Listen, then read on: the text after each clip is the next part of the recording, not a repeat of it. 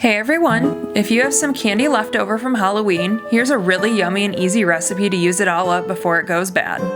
For the ingredients, you'll need eggs, cake mix, vegetable oil, and candy. First, unwrap the candy bars.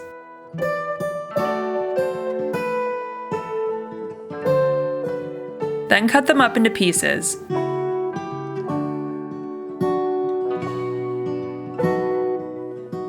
Put it aside and add a box of cake mix, a half a cup of vegetable oil, and 2 eggs to a bowl. Mix it all together.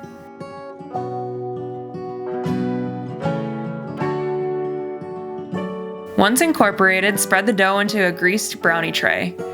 Then sprinkle the cut up candy pieces and push them into the top of the dough.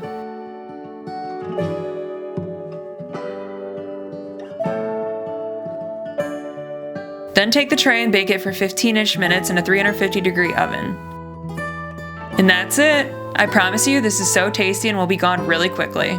If you enjoyed this tutorial, please make sure to like, comment, or subscribe below. Thanks for watching.